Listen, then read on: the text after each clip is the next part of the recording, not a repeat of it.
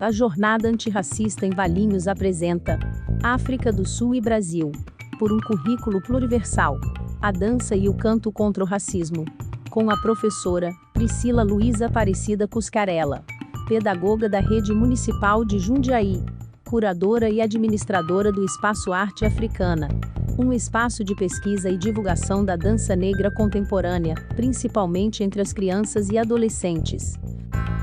A Associação Afro de Valinhos e o Coletivo Teresa de Benguela agradece a sua audiência e deseja a todos um ótimo evento. Boa noite a todos e todas. Essa é a nossa terceira live da nossa jornada antirracista. As duas lives anteriores, trataram, a primeira foi sobre a alteridade e a sensibilização do olhar. A segunda live foi sobre novas formas de ensinar sobre o continente africano na sala de aula. E essas lives anteriores, vocês podem ver, elas estão editadas e estão nos links da descrição. Nesses links, os palestrantes e os temas estão organizados e tem muitos links e materiais para auxiliar os professores. A jornada antirracista, ela começou a partir de um episódio que aconteceu na cidade de Valinhos, de racismo, que foi muito veiculado pela mídia. O selo da diversidade cultural, que é esse concurso que nós estamos lançando na cidade de Valinhos e algumas escolas de Campinas também. As lives vieram no sentido de trazer os professores para essa temática e fornecer materiais e fornecer argumentos mesmo para que os professores consigam orientar os seus alunos. Primeiramente, nós apresentaremos uma canção do cantor, compositor e instrumentista Richard Bona. Ele é camaronês e ele é considerado atualmente um dos músicos de jazz mais conceituados. Ele canta em sua língua natal, Douala, e atualmente é professor de música da Universidade de Nova York. Nós vamos apresentar hoje a professora Priscila Cuscarella. Ela é pedagoga da Rede Municipal de Jundiaí, também é curadora e administradora do Espaço de Arte Africana, em Barão Geraldo. Nós vamos apresentar um vídeo de um dos trabalhos que eles fazem no espaço, é uma montagem coreográfica. Ela vai falar um pouquinho sobre esse trabalho. Boa noite a todos.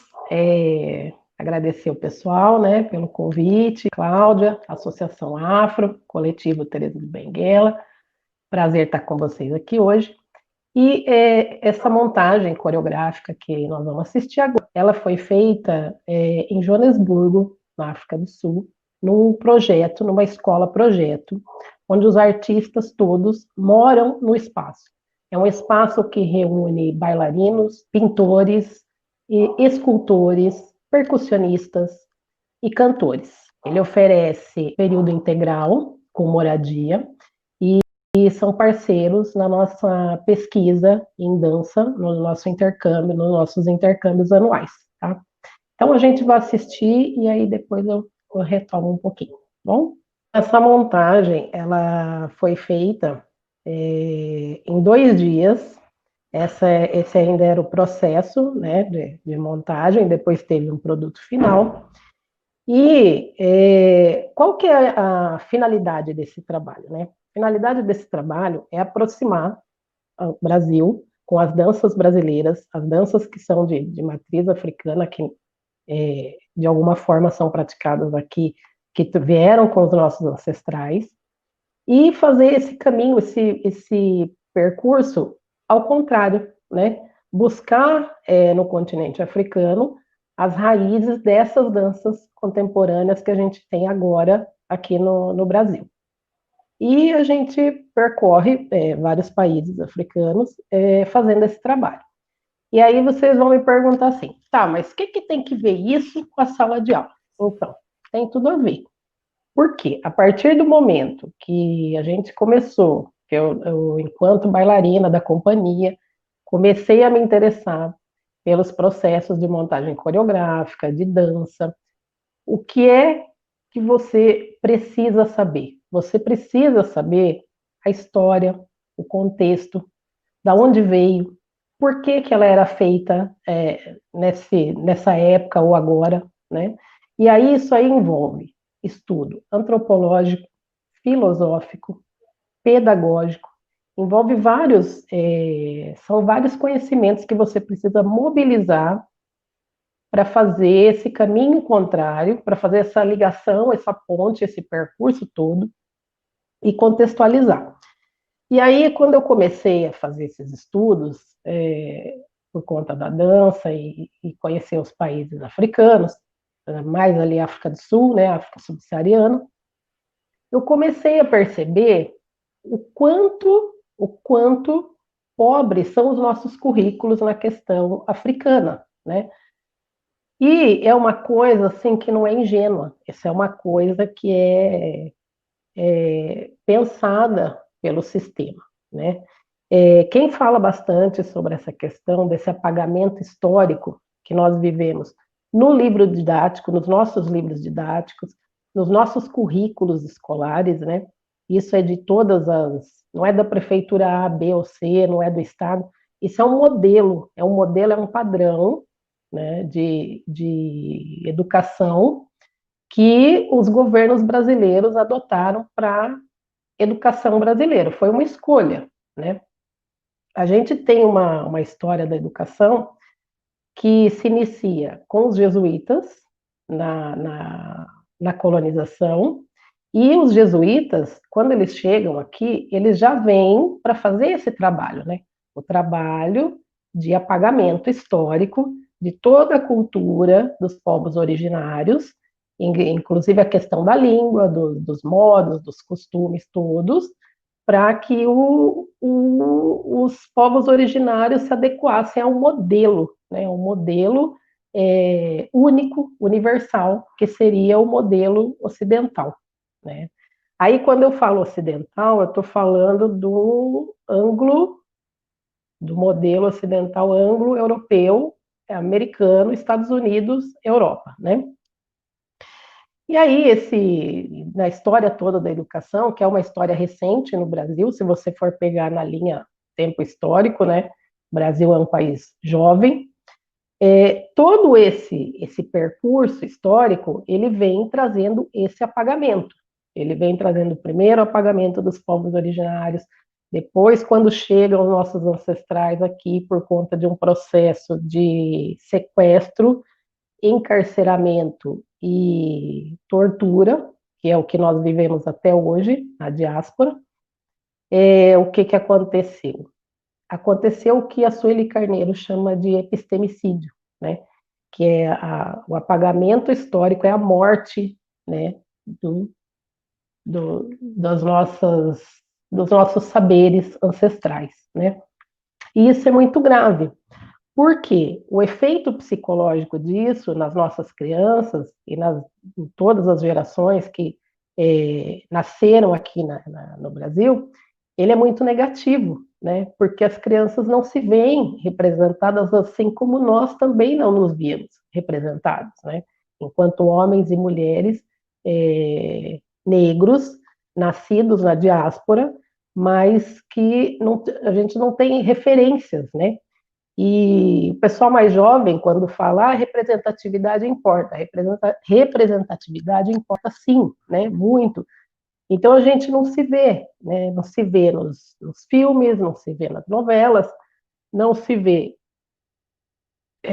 nos quadrinhos, não se vê nos super-heróis, raras exceções, né? Eu acredito até que seja por isso que o filme Pantera Negra e seus personagens tenham tanto sucesso, né? Porque a gente carece muito dessa representatividade. E aí eu comecei a pesquisar, quem fala muito sobre isso é o professor Renato Nogueira, e comecei a perceber que, assim como esse processo se dá nos livros didáticos e vem trazendo somente a questão do negro, fala sobre a escravidão, fala sobre o processo que o negro enfrentou de colonização, fala sobre as torturas, fala sobre a questão dos castigos em praça pública. e vem trazendo assim a história, mas de uma maneira que o negro está sempre numa posição subalterna, né? O negro está sempre numa situação de inferioridade. Ele nunca ocupa um lugar onde ele possa ser o protagonista da sua história, né? Por exemplo, quando a gente fala na história, nos livros, que a abolição ocorreu em 1888 e quem assinou a Lei Áurea foi a Princesa Isabel, né? Só que não fala tudo o que veio ali por trás, né? Não fala de várias revoltas que estavam já sendo articuladas, não fala que os quilombos já estavam se articulando, não fala que as revoltas, a revolta do Paraguai, todas as outras revoltas que foram importantes para esse processo, o que aconteceu até chegar nesse processo, né? Não fala da questão negra de liderança feminina, né? Quais foram as mulheres importantes que participaram desse processo. Então, o currículo e o livro didático, ele sempre traz essa questão do negro como submisso e subalterno, né? Coisa que não é verdade. E isso é um processo pensado realmente pelo Ocidente para apagar nossa história e para dizer para as pessoas que existe um modelo, né? Existe um modelo de homem, existe um modelo de mulher, existe um modelo de civilização que não é o nosso, né? Então, qual seria esse modelo? Esse modelo seria um homem alto, loiro, de olhos azuis, hétero e católico. Esse é o padrão hegemônico universal, né? E nós não somos seres universais, né? Isso aí não existe. Não existe. Nós somos seres pluriversais. E aí a questão do currículo pluriversal. O que é, então, o que seria um currículo pluriversal? Currículo pluriversal seria o currículo que abrange todas as culturas. Tudo aquilo que foi produzido de conhecimento antes da Grécia. Por quê? Esse modelo ocidental, ele traz para nós, ele coloca para nós que a humanidade nasceu na Grécia. Então, ele valoriza a cultura greco-romana, tudo que foi produzido lá, né? Como se o berço da humanidade, como se o único eixo civilizatório possível fosse esse. E, na verdade, não é isso, né? Nós vamos ter aí o calendário egípcio, de Kemet Antigo, que é um calendário de 11 mil anos atrás, né? Nós vamos ter um calendário chinês, que é de 5 mil anos atrás.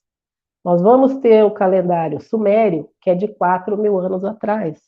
Então, são civilizações que a gente não estuda, que esse conhecimento não chega para nós, né?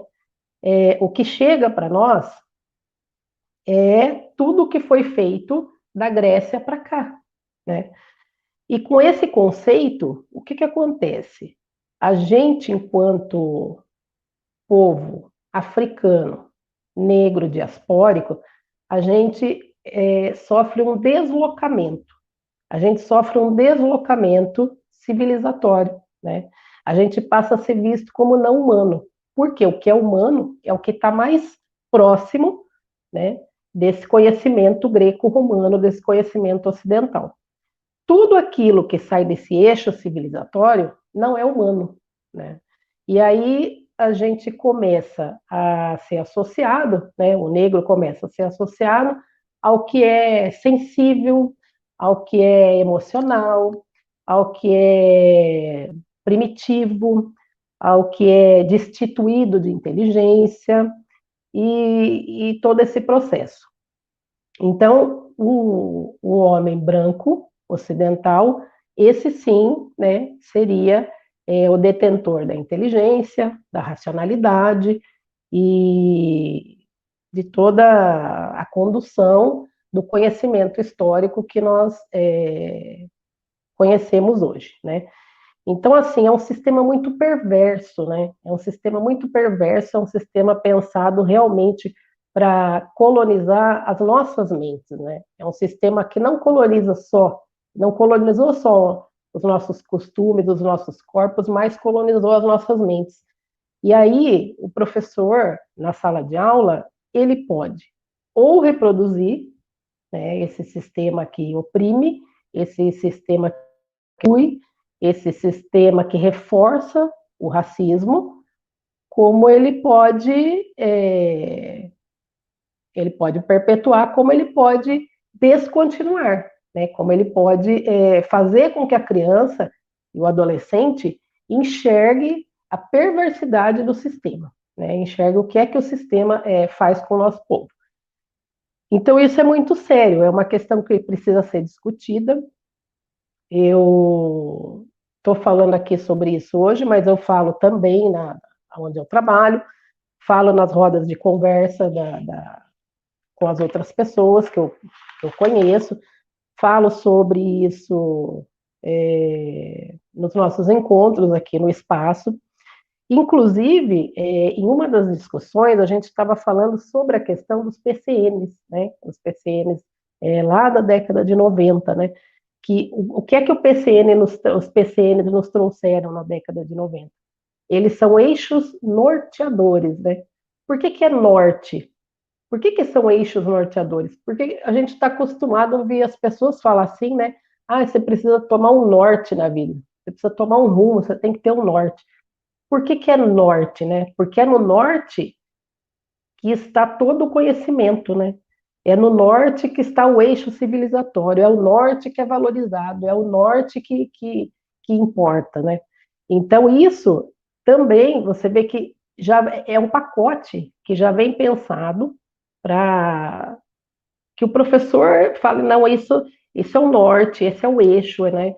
É sobre isso, é em cima disso que eu vou trabalhar, e é a partir disso que eu vou desenvolver as minhas aulas. E essa é uma armadilha muito, muito perigosa, né? E aí, quem vai trazer esse conceito de currículo para universal para nós é o professor Ramose, Mogobe Ramose. O professor Mogobe Ramose é sul-africano, filósofo, e ele fala sobre toda essa parte de currículo para universal, e ele mostra nos livros dele que essa pedagogia ocidental que a gente vem desenvolvendo na escola, ela está fadada ao fracasso, né? Porque você já sabe que não deu certo. Quem é professor, né, que está na sala de aula, que atua hoje em dia, com certeza vai concordar comigo que esse modelo não dá mais, né? Ele está totalmente falido. Os relacionamentos não acontecem, a afetividade não acontece, existe um impasse do lado do professor, do lado do aluno. Então, é uma pedagogia que é centrada na questão da competição, na questão da meta, na questão do IDEB, na questão do SARESP, e é uma pedagogia que, para nós, ela está fadada mesmo ao fracasso, né? Não tem como ir para frente. E aí eu gostaria de trocar com vocês, né? A partir dessa visão, eu gostaria de trocar com vocês. Eu gosto de trazer o assunto conforme as pessoas vão interagindo, conforme vão perguntando. Gostaria de saber um pouco o que é que vocês pensam sobre isso, né? Esse modelo de eu só falo e vocês depois também retornam, né, com pouco tempo, não é o modelo daquilo que eu acredito também enquanto educação, né? Eu acho que a educação, ela se dá nas relações e na troca de saberes, né? Então, eu gostaria que vocês falassem um pouco sobre isso também. Qual é a visão que vocês têm sobre isso dentro e fora da escola? Tem o pessoal agradecendo, que tem um espaço semanal para falar sobre, refletir sobre essas questões da população negra, é muito bom. Tem a Mônica falando dessa perpetuação do não ser. Carolina também está falando. Na semana passada, o professor Eduardo falou sobre diferentes culturas africanas antigas, né, que esse conteúdo não costuma ser ensinado na escola, né, que era o que você estava falando. Perfeito. Na verdade, eu queria que alguém fizesse uma pergunta, porque a partir das perguntas que a gente chega no X das questões, né? E também fazemos as reflexões, né? Sim. Aí, por enquanto as perguntas não acontecem, eu vou falando um pouco sobre o que for aparecendo, eu vou anotando aqui, tá bom? Por favor, Cláudia, faça isso. Então, eu estava falando sobre o professor, né, Mogobe Ramose, e que ele traz essa questão da pluriversalidade, e foi ele também que popularizou a cultura Ubuntu, né? E muita gente ouve falar do Ubuntu, mas não sabe muito bem o que significa aquilo, né? Ubuntu é uma cultura dos povos Bantu, e para os povos Bantu, Ubuntu significa eu sou porque nós somos, né? Eu sou porque nós somos. E é a questão que traz a ancestralidade e a coletividade. O que quer dizer isso? Quer dizer que eu sou uma pessoa, eu me fiz uma pessoa, porque outras pessoas que vieram antes de mim possibilitaram que eu estivesse aqui hoje. Então, eu sou porque outras pessoas me possibilitaram estar aqui. Essa essência, né, ela diz que uma pessoa, ela só se torna uma pessoa completa por causa de outras, né? Então, é bem interessante que o professor Mogobe Ramose traz para nós essa filosofia de vida, né? E que você vê essa mesma filosofia em outras culturas, em outros povos, né?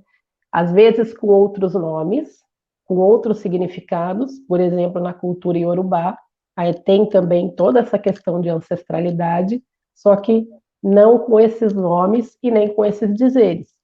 Então, essa questão ancestral e essa questão de coletivo, ela é pensada em todo o continente africano, sabendo que as culturas africanas são essencialmente matriarcais, né? Em oposição ao patriarcado ocidental que foi imposto, né, para nós, né, a partir do momento que nós fomos retirados da nossa cultura e do nosso ambiente e nascemos em outro continente, em outro contexto, em outro momento histórico, né? E aí, em cima disso, eu também gostaria de refletir a questão dos povos originários aqui na América do Sul, né, que estão sofrendo até hoje com essa questão. Porque a gente falar de racismo, a gente não pode esquecer os povos indígenas, né? Nesse governo agora, intensificou-se a, a política genocida de acabar com os povos originários. Está sendo um momento muito difícil e pouquíssimas pessoas falam sobre isso.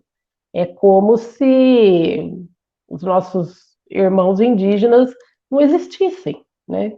É como se fosse uma coisa aleatória a nós, né? Que não tivesse importância. E eu acho que a gente tem que olhar não só para nós, né? Mas tem que olhar também para nós, para essa questão dos povos originários, que são nossos irmãos e irmãs, e que vale muito a pena a gente estar discutindo isso nas escolas. Eu acho até que, na verdade, a gente deveria ter na escola um fórum permanente de discussão, não só com as crianças maiores, mas com as crianças pequenas também. As crianças de todas as idades, elas podem participar dessa discussão, fazendo as devidas adequações, né, porque são faixas etárias diferentes, mas eu acho que isso deveria ser parte permanente dos currículos e dos projetos políticos pedagógicos. Ah, mas eu não posso fazer isso porque no currículo da minha cidade não contempla o livro didático. A gente tem dentro da escola a nossa própria organização que pode gozar de uma certa autonomia, inclusive nessa questão do projeto político pedagógico. É ali que a gente pode mudar, a gente pode reformular. Ele não é estático, né? O PPP ele caminha de acordo com a necessidade da escola e da comunidade. Então, acho que ali seria um bom momento para a gente estar discutindo isso e formar esses fóruns permanentes. Ah, mas eu não tenho ninguém que fale sobre isso na escola, a gente não tem informação. Peça ajuda, chame as outras pessoas, né? Procure os coletivos da sua cidade, procure pessoas que possam estar vindo falar sobre isso. Ah, mas eu não sei nada de indígenas, mas alguém deve saber. Deve ter alguém que conhece alguém que possa estar trazendo pessoas para falar sobre isso, que possa estar fazendo essa discussão, né? Eu acredito que não vai ser agora que a gente vai ver os frutos de tudo isso, né? Talvez a minha geração não veja e sei lá quanto tempo mais precise, mas a gente tem que começar, né? Se a gente não começa, então nunca frutifica, né? Então é bem por aí. Vamos passar então as fotos? São algumas fotos que eu fiz no Museu das Origens. O Museu das Origens, ele fica dentro da Universidade de Witwatersrand, é uma das 15 melhores universidades do planeta, e é dentro da universidade que está todo o acervo histórico que vem contando a história da humanidade, desde o primeiro crânio, né, da data onde ele foi encontrado, o crânio mais antigo do mundo está nesse museu, né? Então eu vou passando as fotos e vou fazendo um comentáriozinho naquelas que eu achar mais relevantes, tá? Essa é a entrada. Aqui conta a história, né, dos crânios, de 2 crânios que vão estar depois, mais para frente, no vidro, são réplicas, evidente. Esse da esquerda é o Australopithecus, e esse aqui do lado é o Sahelanthropus tichadensis. Aí tá os 2 crânios. Esse da esquerda, no vídeo à esquerda, é Australopithecus. E o da direita, o Sahelanthropus tichadensis. Esse da direita, o menor, ele tem de 6 a 7 milhões de anos. Tá na plaquinha, acho que a plaquinha não tem como aproximar, mas esse é o crânio mais antigo do qual se tem notícia no planeta. Isso. Aí dá, ótimo. É isso mesmo. E ele tem esse nome, Sahelanthropus, porque ele é lá perto daquela região onde hoje atualmente é o Chad, né, da região do Sahel, e é lá que ele foi achado, né? Seria ali para cima da linha do meridiano, mais para o alto, né? Esse já é mais recente. Esse foi encontrado nas Terras do Luz, que é ali mais África do Sul mesmo, na pontinha lá para baixo, né? E aí eles vêm numa linha de evolução, que é essa que está aqui no mapa, que mostra aqui no continente, né? É onde foi encontrado o crânio, o crânio mais antigo, que é ali bem na região ali do Chad, né? Dá para ver aqui no continente. E aí essa aqui é a rota que o ser humano fez e se espalhou para outros continentes, para outros países, a partir do primeiro grupo humano, né? E é bem interessante a gente ver esse mapa no Museu das Origens, eu achei fantástico, porque como a gente não aprende isso no livro didático, não aprende na escola, a gente não teve essa formação, né? Quando eu vi esse mapa, toda essa explicação, né, eu me lembrei imediatamente das teses e dos estudos do Cheikh Anta Diop, né, que Diop trouxe isso para nós na década de 50, falando que a vida havia começado na África, né, e como toda a comunidade acadêmica científica teve uma resistência, né, em aceitar os estudos de Diop, que Diop para mim foi, né, grande assim, né, para que isso não fosse mesmo, para que esse conhecimento não fosse mesmo compartilhado, né? E aí, quando eu cheguei no Museu das Origens e vi toda essa gama de informações com detalhes, né? Todos os conhecimentos científicos que nos foram negados, é, eu comecei a pensar assim no quão criminoso é esse sistema educacional que a gente vive aqui no Brasil, né? Aí dá para ver certinho a rota, né, dos grupos humanos, aonde começou e para onde os grupos se deslocaram, né? A gaveta de crânios, todos com data, não dá para a gente ver. Essa é uma linha do tempo da evolução do DNA humano. Essa placa, não sei se dá para aproximar um pouquinho, Cláudia. Ah, então, é isso mesmo. Essa placa, ela fala que 99% do nosso DNA é compartilhado, né? E que as diferenças físicas, as diferenças físicas, as diferenças são diferenças superficiais, porque na verdade o Homo sapiens ele vem de um mesmo DNA primordial, basicamente, né? É isso que está escrito. Muito interessante também. Aí já começam as pinturas rupestres, que traz a representação de como as pessoas viviam nessa época, né, na África do Sul. Aí essa placa fala da questão da caça, né?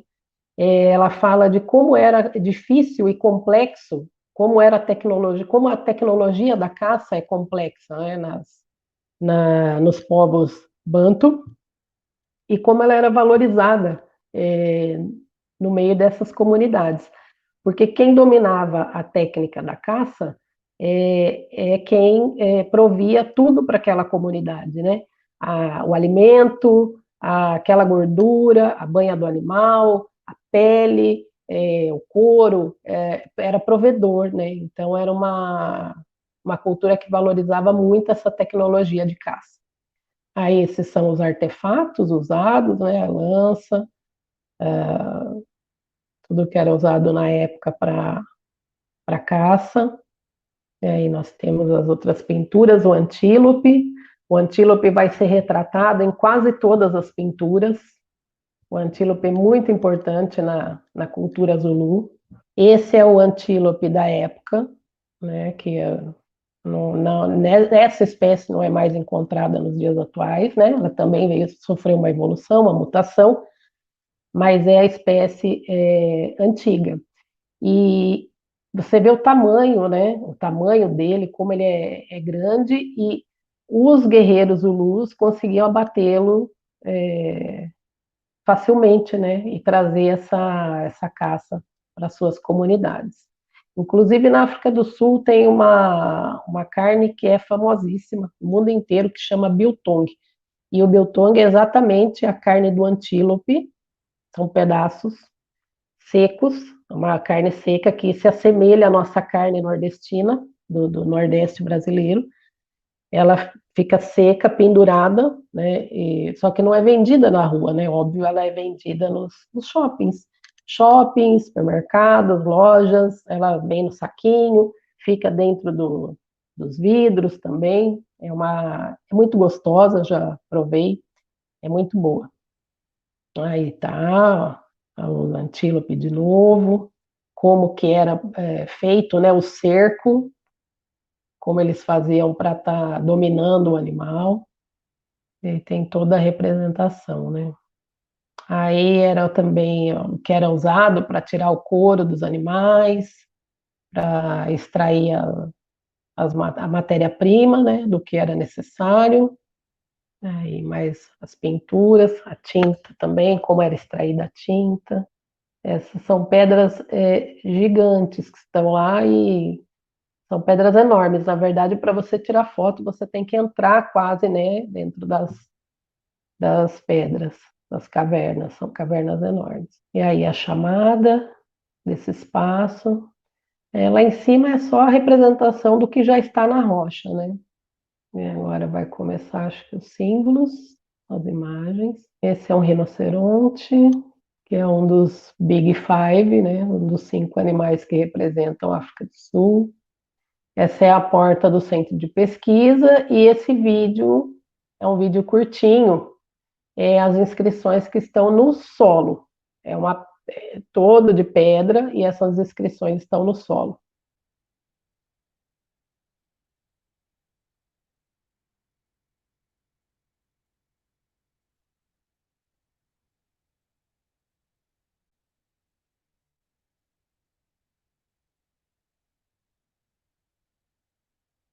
Tem mais animais. Aí vem falando um pouco sobre a tradição das figuras geométricas nas rochas, né? As inscrições.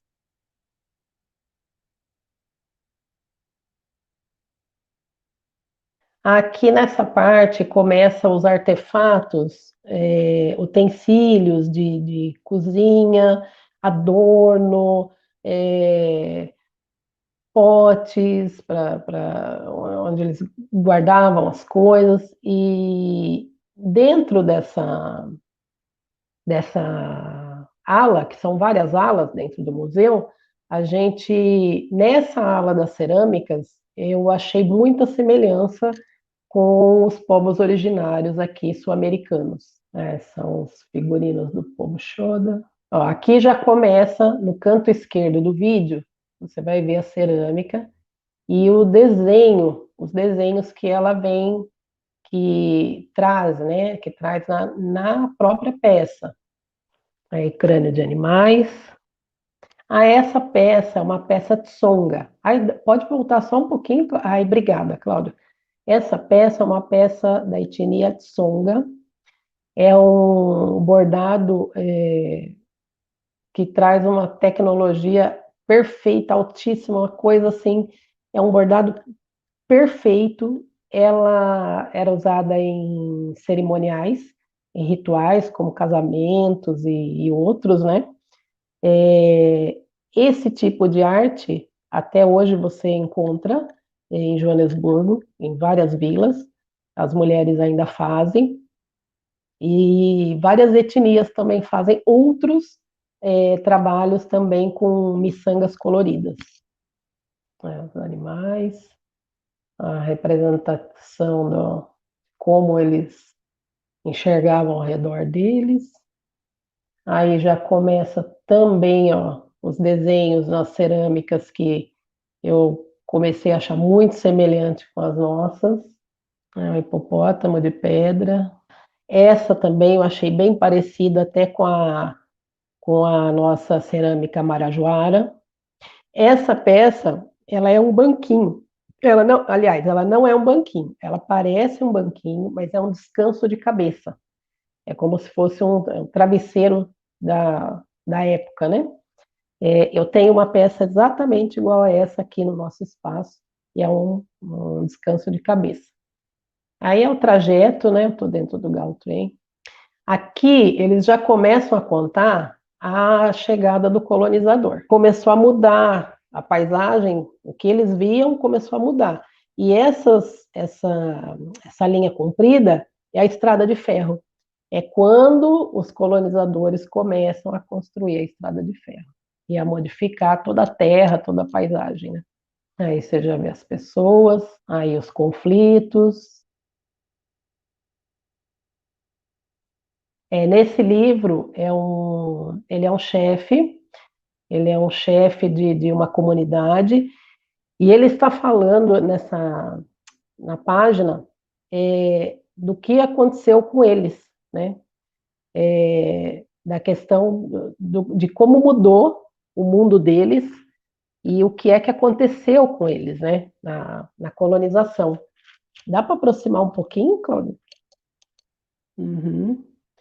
Aí ele fala que ele sonha com a gente dele, com o lugar da terra dele, né, que está sendo perdido, e que na terra dele, os curandeiros, os médicos, as pessoas que cuidavam da saúde das outras, quando elas morriam, elas se tornavam jacarés, elas se tornavam animais, né, outros animais, e que elas não morre totalmente, né? Ele só se transforma, ele vai para outro plano, né? Mas ele não morre totalmente.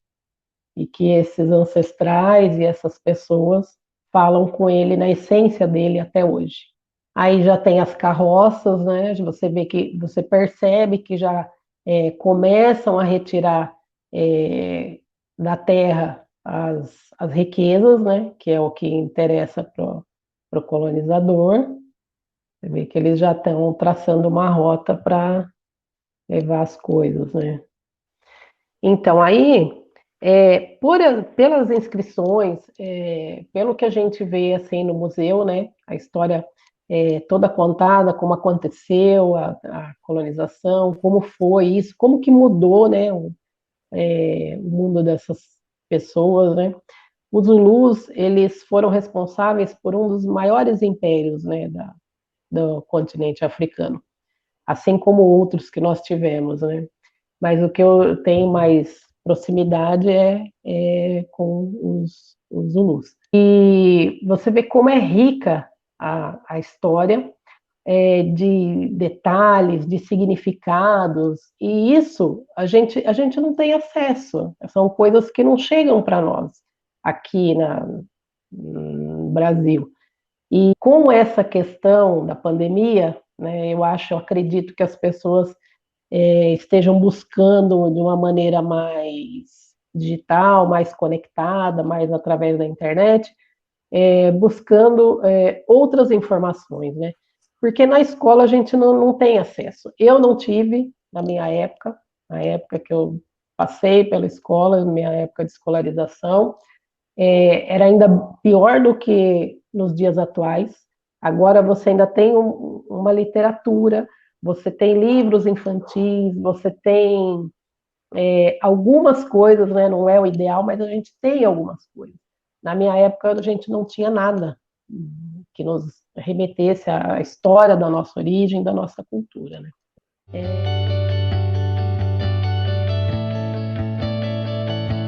Tem o Vinícius, ele está perguntando o seguinte: como se daria a inclusão da história e cultura africana e a relação com a direção da escola, que é eurocentrada?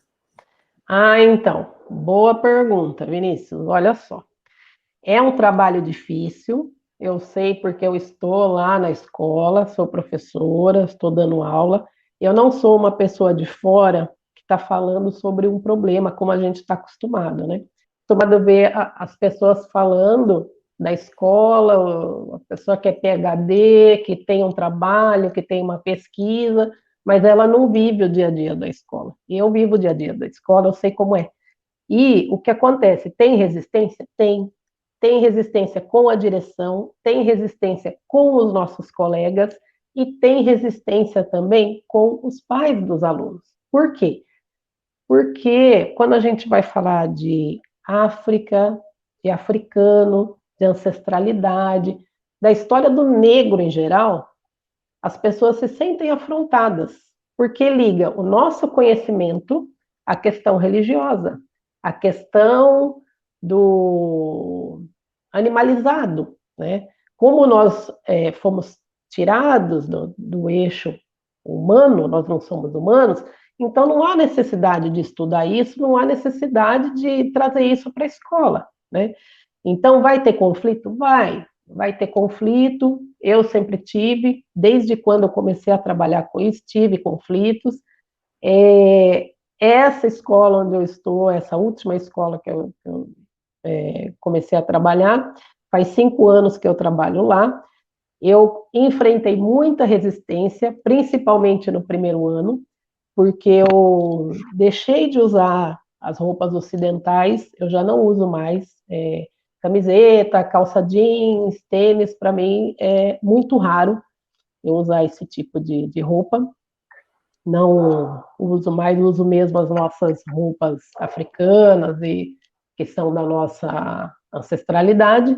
E aí você imagina, né? Você vê chegando, né? Portão adentro, uma pessoa toda vestida com roupas africanas, Adorno, e que começa a falar de um jeito, de um modo diferente de ensinar, que não está dentro do livro didático, e que traz com ela toda uma filosofia mesmo, né? Não só a questão do currículo e da história do continente africano. Então, no primeiro momento, o que aconteceu? As pessoas tiveram uma reação de estranhamento, né? E aí, assim, ao longo do tempo, as pessoas começaram a ver que o trabalho era bom. Alguns pais começaram a me procurar e a falar: olha, professora, o trabalho que você está desenvolvendo aqui na escola, para mim, para minha família, foi maravilhoso. A minha filha, por exemplo, desde a creche, ela não soltava o cabelo.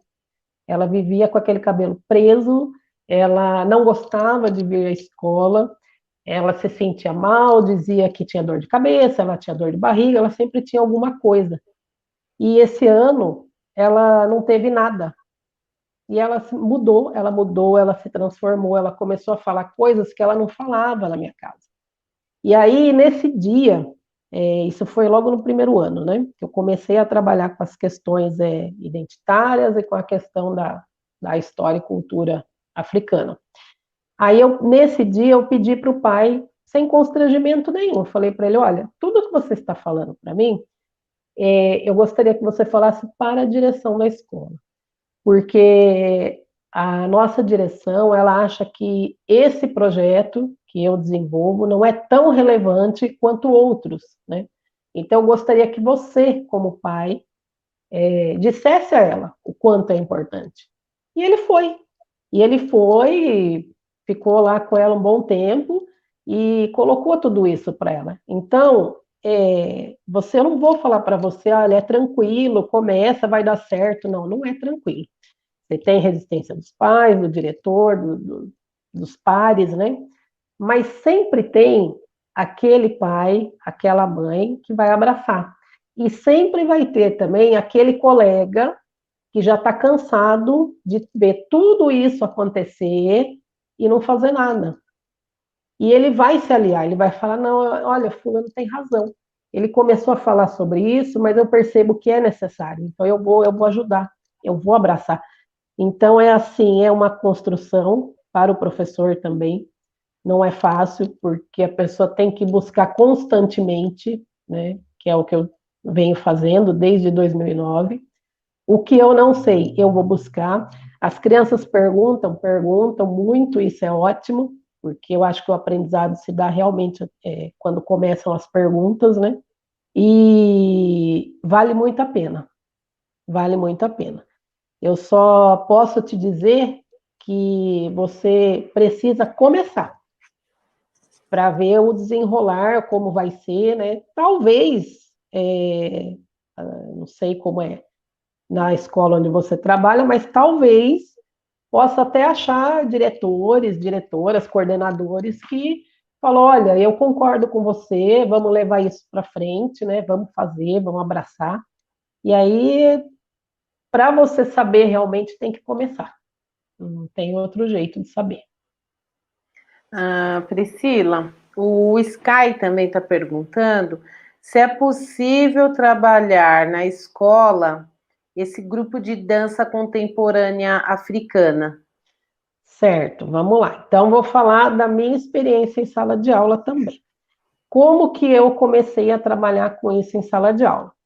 Eu comecei numa conversa com as crianças, falando que eu tinha um grupo de dança, que eu fazia parte de um grupo de dança negra contemporânea, e que esse grupo trabalhava com danças africanas. Comecei a trazer para as crianças alguns vídeos, comecei a falar sobre a história do continente africano, né? E as crianças foram se interessando. Aí o que aconteceu? Eu comecei a cantar algumas músicas com as crianças na sala de aula, né? Assim, coisa de 5, 10 minutos das aulas, né? Cantando músicas, trazendo alguns vídeos, conversando sobre o assunto, e as crianças começaram a se interessar por aquilo. E fui falando para eles, olha, vocês sabiam que no Brasil as nossas danças ditas populares brasileiras são danças de matriz africana? Nossa, professora, quais são, tal? E aí você pode trazer o maracatu, você pode trazer o frevo, você pode trazer o jongo, você pode trazer o samba de roda, samba lenço, você pode trazer uma infinidade de coisas para a escola, né? E que não são coisas, assim, fora do nosso contexto, né? São coisas do dia a dia. E o samba, você pode trazer o samba, o funk, por que não o funk, né? Porque o funk é muito marginalizado, né, pela escola, que acha que o funk é um lixo, que não, as crianças não devem ouvir, e que isso também não deve nem ser trazido para a escola, né? E não é verdade. O funk tem uma história belíssima. O pai do funk nos Estados Unidos é James Brown. É uma história lindíssima. Dá para trabalhar muita coisa, dá para trabalhar direitos civis, dá para trabalhar a trajetória do negro nos Estados Unidos, a trajetória do povo negro aqui no Brasil, por que a gente ouve esse funk agora, mas da onde que ele veio, como ele começou, por que surgiu o funk. Então, assim, tem muitas questões que dá para trabalhar, muita coisa dá para trabalhar e que as crianças adoram. São coisas que eles gostam realmente, que eles se envolvem, né? Mas o que acontece? Se eu começo a fazer esse trabalho, vai causar tumulto, né? Vai causar euforia, vai causar polêmica. Então, o que acontece? É melhor a gente não mexer, né? Porque você vai mexer nisso, vai alvoroçar as crianças, vai fazer tumulto, vai reclamar do horário, vai. Então, tudo conversar, é começar, é trazer para o seu contexto, né, para a sua realidade, é ver aonde que aquilo cabe, naquilo que você está trabalhando. Eu cheguei na escola onde eu trabalho, eu cheguei a ensaiar 3 salas com dança, 3 salas de aula ensaiando dança, e essa dança era para apresentar no mês de novembro, que é o mês da consciência negra.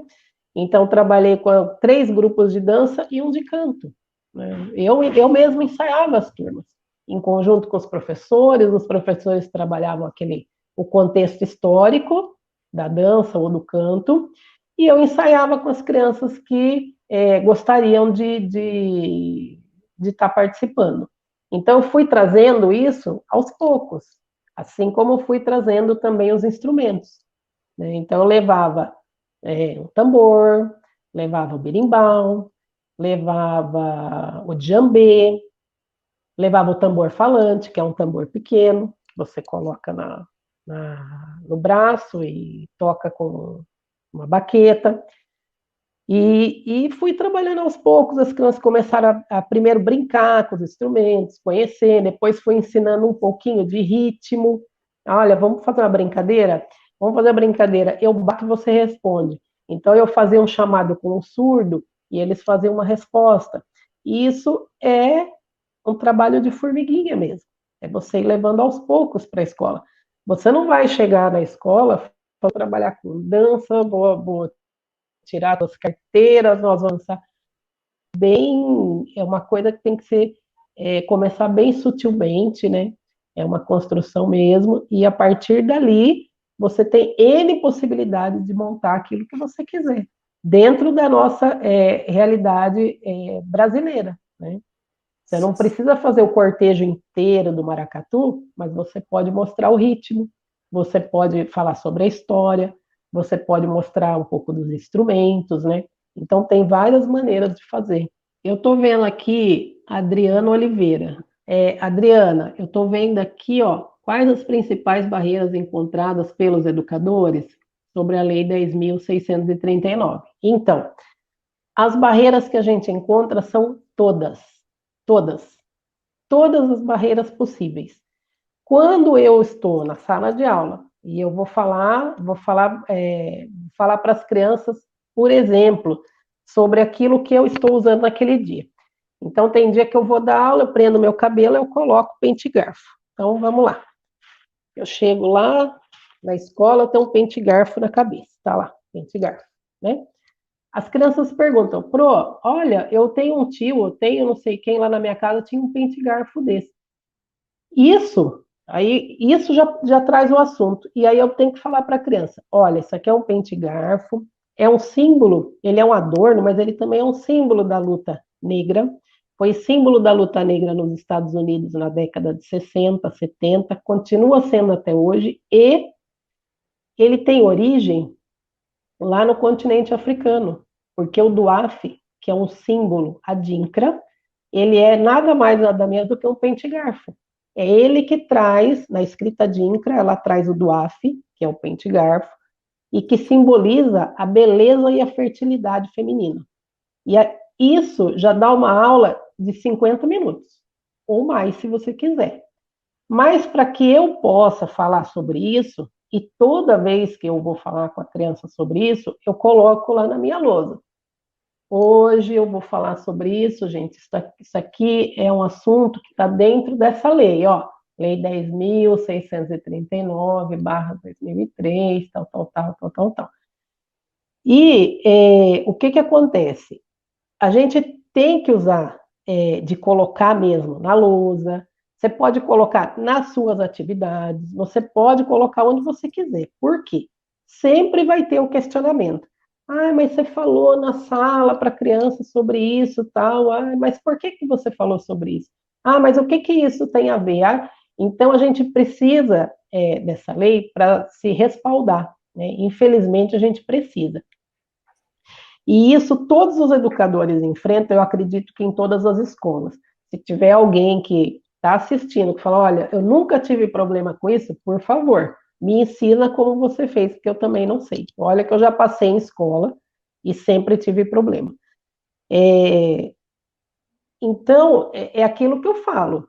Se você não enfrentar, se você não começar, se você não falar, olha, eu vou ensinar porque está na lei, é previsto, é obrigatório e eu vou fazer, a lei não se concretiza. Ela não vai nunca ser concretizada. Porque não é um agente externo, uma pessoa, uma ação, uma coisa divina que vai nos ajudar e a lei vai se efetivar na escola. Não é isso que vai acontecer. Na verdade, quem tem que fazer essa lei acontecer somos nós, né? Eu acredito que não só professores negros, todos os professores, né? Não é só porque o professor, mas o professor negro é da sala tal ou da matéria tal, então ele tem que trabalhar com isso. Na verdade, não. São todos os professores, né? Só que se a gente vê que o colega tem dificuldade e eu tenho facilidade, eu posso ajudar. A gente pode trabalhar em conjunto, mas todos têm que trabalhar, né? Como você vê as propostas genocidas do atual governo? Nossa, gente, nossa, da pior forma possível, né? Aqui no nosso espaço, aqui em Campinas, a gente trabalha muito com essa questão. Nós fazemos essa discussão com os professores, Campinas, maioria de Campinas, de outras cidades também, Piracicaba, Jundiaí, Valinhos. A gente faz essa discussão quase que diariamente, né? Nos posts, nas conversas, nas reflexões. Por quê? Essa proposta política, esse governo que nós estamos vivendo hoje, não é um efeito isolado, né? A gente vê, está acontecendo isso no Brasil, está acontecendo isso nos Estados Unidos, o governo Trump, e está acontecendo isso em vários países do mundo, porque faz parte de uma necropolítica. Nós, população negra, somos a população que não tem problema que seja morta. Não tem problema, nós somos deixados para morrer. Isso é pensado politicamente. Quem fala sobre necropolítica é o Attili Bembe, que é filósofo e é também sul-africano, no livro que traz o tema mesmo na capa, Necropolítica. Então, nós somos deixados para morrer. E esse governo, ele nos mata de várias maneiras. Ele não nos mata, e as nossas crianças, somente como bala perdida ou achada, né? Porque a bala sempre acha o povo preto, mas ele nos mata de várias maneiras, né? Ele nos mata através da alimentação, porque a gente não tem poder aquisitivo para se alimentar bem, a gente não come bem. Ele nos mata através da falta de saúde, nós não temos acesso à saúde. Ele nos mata através da falta de infraestrutura, saneamento básico, é o que mais afeta a população. A nossa população é a população que mais sofre em todos os sentidos, né? Com essa questão do Covid-19, então, isso ficou gritante. Por que morrem mais negros? Porque a gente não tem acesso à saúde, a gente não tem socorro, a gente não tem como se tratar, né?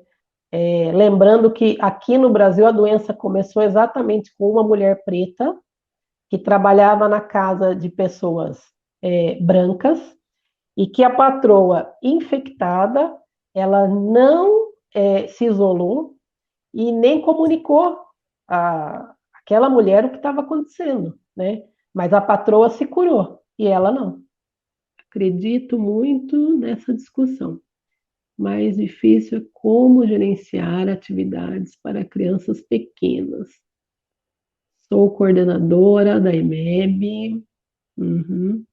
Você tem alguma sugestão? Tenho sugestão, sim. Com as crianças pequenas, Márcia, né? Márcia Helena. Com as crianças pequenas, Márcia, olha, o que dá para fazer? As crianças pequenas são as que mais gostam de cantar e dançar. Cantar e dançar é com criança pequena. Eu adorava trabalhar educação infantil com criança pequena, porque elas gostam, né? E aí é a questão de trabalhar com elas os ritmos mesmo, né? Trazer os ritmos para elas. Coloca lá um CDzinho, ninguém nem usa mais CD, né? Baixa lá no YouTube as musiquinhas, a literatura, os livros infantis. Livro infantil para criança, gente, a história para criança pequena é fundamental. Leitura e análise de imagens é um excelente processo de desenvolvimento. A Mônica está dando sugestão aí. Além de estudar o assunto e levar o conteúdo para a sala de aula, quais dicas você daria para uma professora branca? Então, para professor branco, gente, a dica é a mesma. Você é branco, mas isso não quer dizer que você não pode trabalhar com esse conteúdo, isso não quer dizer que você não pode falar sobre isso, pelo contrário, tem que falar mesmo, tem que trazer isso para a escola, tem que fazer com que as crianças brancas pensem sobre isso também, né? Por quê? Qual que é a dificuldade das pessoas brancas, né, tá abordando esse assunto, e algumas pessoas negras falam, olha, fulana está falando sobre isso, mas ela não tem lugar de fala, né? A questão do lugar de fala. A pessoa branca, ela pode falar sobre racismo, ela pode falar sobre cultura afro-brasileira, desde que ela tenha consciência de que ela, enquanto pessoa branca, ela tem um privilégio social, né? Você tem um privilégio social independente da sua vontade. Não é que você queira, eu quero ser uma pessoa privilegiada. Não. Que a sociedade, ela lê a pessoa branca de outra maneira, né? Então, você deve falar, sim, sobre isso, mas você deve deixar bem claro também para as crianças brancas que você precisa trabalhar essa questão de não sofrer essa questão racial, e por conta disso, você pode atuar ainda mais. Você pode atuar ainda mais. Você pode falar coisas que, às vezes, o seu colega não consegue falar, né? Eu já trabalhei com muitas mulheres negras que elas não conseguiam nem externalizar aquele sentimento, aquela opressão toda que elas viviam, né?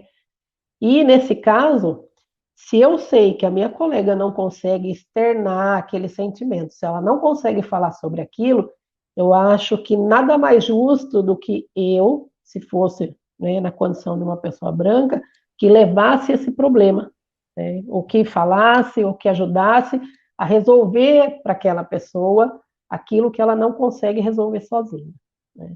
uma cena que eu achei muito bacana nessa questão toda de movimentos que a gente teve após a morte do George Floyd, é o cordão de pessoas brancas em frente às pessoas negras que estavam no movimento, a polícia de choque em frente às pessoas, e os brancos todos fizeram um cordão na frente deles para que não houvessem mortes e nem tiroteio, né? Então, eu acho que essa é uma luta que é de todos, né? É uma luta conjunta, não é uma luta isolada. Falar de racismo não é só para o negro, que às vezes você fala, olha, fulano, vai ter lá uma palestra sobre racismo, vamos lá conversar, mas eu sou branco, né? Eu vou falar sobre racismo. O racismo não é um problema do negro, o racismo é um problema do branco, porque quem criou o racismo foi o branco. Então, a mesma coisa é o machismo, né? O machismo não é um problema das mulheres, o machismo é um problema dos homens, porque são os homens que são machistas, e eles que criaram essa hierarquia, né? Associação Afro de Valinhos, como trabalhar essa temática racial na pandemia com a dificuldade para os professores inscritos no concurso selo diversidade cultural. Ah, beleza, Cláudia. Então, como a gente está em época de pandemia e nós não podemos ter contato, né, nós estamos em isolamento social, a gente pode fazer isso através das mídias mesmo, né? Fazer o que a gente está fazendo aqui. Gravar um vídeo curtinho, falar, olha, vamos falar um pouco sobre dança, vamos falar um pouco sobre cultura afro-brasileira, vamos falar um pouco sobre a Constituição do Brasil, né, como o Brasil foi constituído, vamos falar um pouco sobre a miscigenação, vamos propor um tema e puxar a partir desse tema o que é possível ser feito. Por exemplo, quem trabalha com Fundi 2 ou com ensino médio, você pode puxar um tema bem atual, que dá para fazer um monte de coisa legal. Por exemplo, o novo álbum aí o álbum visual da Beyoncé, né? Black Skin. Black Skin está na mídia, está no Facebook, está no Instagram, está em todo lugar e teve um monte de polêmicas, né, sobre o trabalho da Beyoncé. E com a molecada mais velha, é bacana fazer essa reflexão. Por quê? Ela trouxe toda essa questão da ancestralidade africana nesse álbum Black Skin. E ela pegou não só de um lugar, né? Ela pegou cultura de vários países africanos e trouxe para o trabalho contemporâneo dela. E ali ela chama uma reflexão para que todos saibam, estudem e valorizem sobre a sua ancestralidade. Então, eu acho que com os maiores, você começar com esses clipes pequenos, para depois discutir sobre o trabalho que está sendo feito ali, é bem interessante. Eu tenho um vídeo comentado desse trabalho da Beyoncé, sobre esse álbum audiovisual, que ele vem decifrando todos os elementos que aparecem no clipe, desde o começo até o final. Você não acha ele no Brasil todo, mas você acha as músicas fragmentadas, os clipes, dá para trabalhar. Eu vou deixar depois, eu envio para a Cláudia, eu deixo o vídeo lá, e aí ela repassa para vocês de alguma maneira, para vocês acessarem e entenderem, né, como que está colocado isso nos vídeos, como que ela traz toda essa história ancestral, que pode ser uma boa para começar a trabalhar na pandemia, à distância com a molecada, vai ser legal. E deixo também depois algumas outras sugestões, né, de estar trazendo isso para a nossa realidade agora de isolamento. E com as crianças menores, eu acho interessante trabalhar com os livrinhos também visuais de mídias, que eu tenho também vários livros, tenho 30 contos africanos, tenho livro de princesas, tem um monte de coisa que dá para fazer com os pequenos, e a questão da música, né? A música e o audiovisual com com as pequenas, assim, seria bem interessante. Edneuza Benedito. Pode falar também da desigualdade na pandemia, pois a maioria não enxerga isso no dia a dia. Vamos lá, gente. Desigualdade na pandemia. As desigualdades são muitas, né? A gente tem a desigualdade entre nós, adultos, professores e sociedade. A gente tem a desigualdade também com as nossas crianças. Como é que eu estou fazendo em tempos de pandemia com os meus alunos, né? Eu estou disponibilizando material via internet, no WhatsApp, no Messenger, no Instagram, todos os canais possíveis, tá? A prefeitura tem uma plataforma? Tem uma plataforma que muitas vezes não funciona como a gente gostaria, nem todas as crianças têm acesso. Então, eu disponibilizo material através de todas as mídias que eu tenho acesso e que eles também possam ter, que aí pode usar até do celular do pai, coisa assim. Disponibilizo também de maneira impressa, né? Eu imprimo as atividades, as apostilas, levo até a escola, deixo as atividades lá, com o nome direitinho, e quem está na escola, naquele dia, abre a escola para que os pais possam pegar as atividades na escola. Então, eu faço também de maneira impressa, para quem não tem acesso a nenhum tipo de mídia, não pode acessar a internet. E aí, o que acontece? Aí, o nosso trabalho, ele dificulta mesmo, para quem não tem acesso, assim como para nós também, adultos, e enquanto comunidade negra, né? A gente percebe que nessa pandemia quem está são as pessoas pretas, periféricas, pessoas que continuam trabalhando, né? As pessoas não pararam de trabalhar. Quem trabalha em serviço doméstico, por exemplo, não parou de trabalhar nenhum dia, né? Porque eles não foram dispensados. As domésticas não foram dispensadas. E quem, em sua maioria, são domésticas? A população preta, né? Então, tudo isso faz parte desse pacote genocida. Por quê? É através dessa política, é através dessa estrutura, né, que a gente vai ficando cada vez mais vulnerável. E o racismo, ele está impregnado, né, em tudo que tem na nossa sociedade. O racismo, ele é estrutural e estruturante. Sem racismo, não existe capitalismo. O capitalismo só prospera porque o racismo está dentro da nossa sociedade. E aí, o que acontece? Sempre quem está sendo deixado para trás é a nossa população. Sempre. Muito obrigada, professora Priscila, pela sua participação.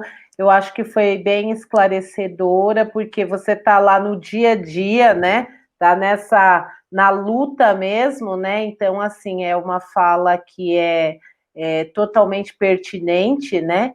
Então, eu gostaria de agradecer e muito obrigada a todos que participaram e até a próxima live na próxima quinta. Ai, gente, obrigada. Adorei ficar com vocês aí um pouco para a gente falar sobre esse assunto. É uma troca realmente, né? Eu não detenho todo o conhecimento, nem tenho essa pretensão. Eu estou muito feliz de poder mesmo construir com vocês, professores de outra rede, e espero que a gente não encerre o contato aqui, né? A gente pode construir coisas mais para frente. Agradecer ao pessoal da Associação Afro, a Cláudia, ao coletivo, e obrigado, gente, Ubuntu, e até mais.